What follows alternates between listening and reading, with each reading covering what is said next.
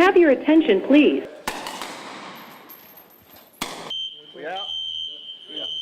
Today, I wanted to observe and see if what we've been training and what these guys have been doing, I wanted to see it come together. Hey, just wait right there. We got help coming, okay? Something Mike Tyson used to say back in the 90s, and that is everybody has a plan until they get punched in the face. And we have a plan, and everybody knows our plan, and we've gone over our plan.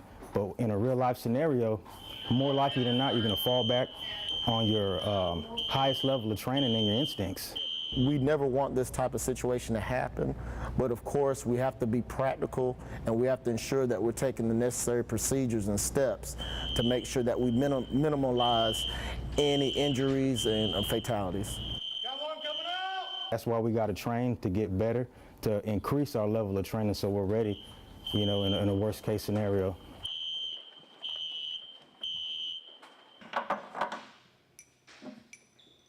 Man plans and God laughs, because I never would have thought that this would be a plan for me. Prison was never in James Vaughn's plans. An unfortunate string of incidents led to a life of crime. So prison is exactly where he landed after making a life-changing admission. I was tired of the way that I was living, because I was hurting people, and I would never in a million years imagine doing something like that. And so I was basically just fed up with the way I was living, what I was doing, and so I basically just told him every crime I ever committed. Vaughn says while he's been incarcerated, he's been able to find what his family and friends had always seen in him. They knew the potential that I had, but my mind was so addled with drugs that I just blatantly ignored every bit of it. But coming here, it actually got my mind, I was sober and clean, and so I actually started seeing that what they were saying actually had some validity to it. So I'm kind of debating on putting it in there, but I kind of hate to waste that motor on Ford. One of those believers he met when he arrived at Wheeler Correctional was instructor Jeffrey Wyatt at Oconee Fall Line Technical College. Or if he decides to go into diesel mechanics or welding, I mean, he's got the aptitude and the attitude to survive and to make it in whatever he wants to do. Vaughn completed the 10.5-month diesel mechanics program offered through the Continuing Education Department. It not only helps him be able to put trucks back on the roads, but it also helped him walk across the stage. Michael Hill, Joshua Allen, James Vaughn. That stage is actually a chapel where Vaughn not only received his degree as a diesel mechanic, but was chosen to speak at the ceremony with his wife in attendance. all the nervousness, all the shakes, it didn't really stem from getting up in front of everyone and doing the speech. It was about how proud I'm going to make her. Even though it's not the ideal situation, Vaughn says the changes he's made while in prison have changed him and made him realize his real purpose. I have a lot of people counting on me. I've heard a lot of people, and I want to be able to show them exactly what I'm capable of.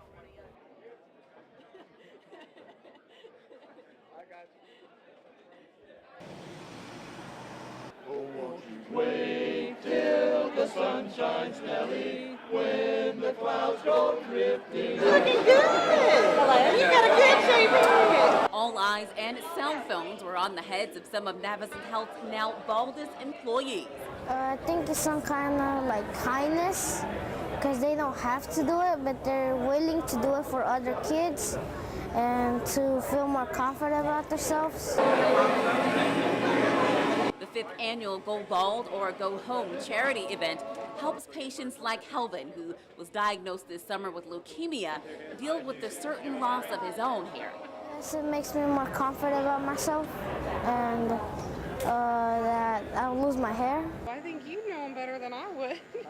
Barbara Shelby Hurd lost a childhood friend to a rare bone cancer and says the event always helps her reflect. His name was Christopher, and he did pass away.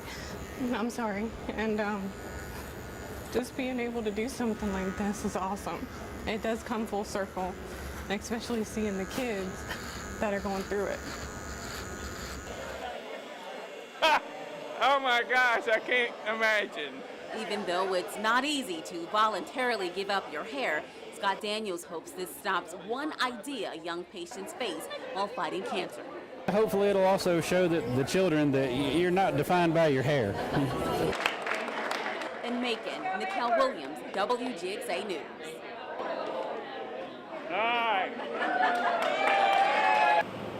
I guess it was about 5 this morning. I just heard shots ringing from everywhere. It sounded like a war zone around here.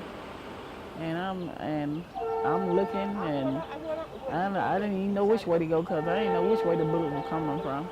Neighbors replay the scene out of East Macon at the Davis Homes housing community on Leaf Street, where a double shooting in the early morning hours has claimed the life of 18-year-old Chandrika Adams of Macon.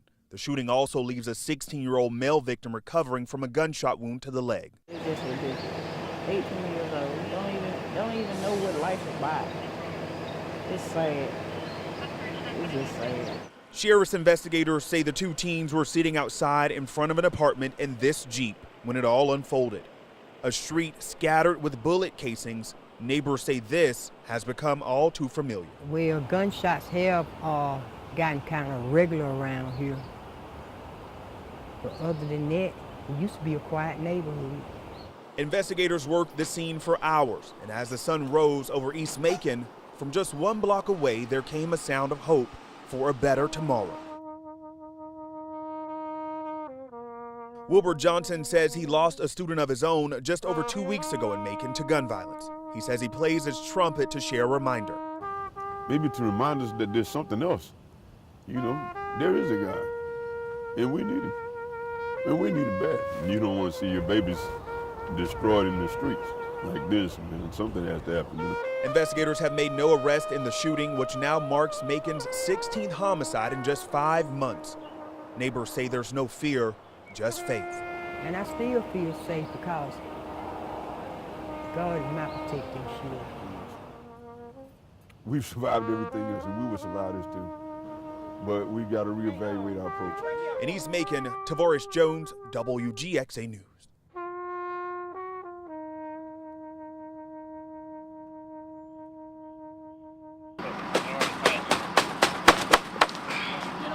Nice. Making sure the airmen understand what the significance of this is.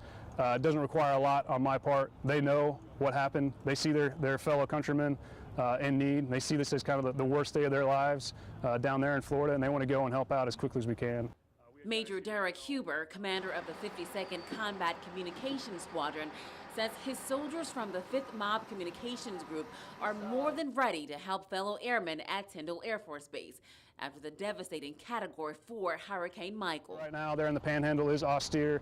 They've lost a lot. We want to be able to go and support, be a self-contained unit that's not drawing on any resources there, so that we can provide the resources that's needed by the communities. And as you can see, we're putting together a massive amount of equipment and personnel to go down, to Tyndall to basically support a base that has been wiped out, by a horrific event. So it's great to be able to go down and help people. It's brilliant. You might notice Ewan McGuigan has a bit of an accent. That's because the engineer is an officer in the British Royal Air Force, here for an exchange program. Humanitarian missions like Tyndall is why he took part in the program. It's great. We love it. I've got my family here. We love being here. I love the work. It's a great job. We get involved with things like this, which is pretty unique for me. So yeah, we love it. It's great. Major Huber says the group is definitely qualified for the job. I know they're excited for it.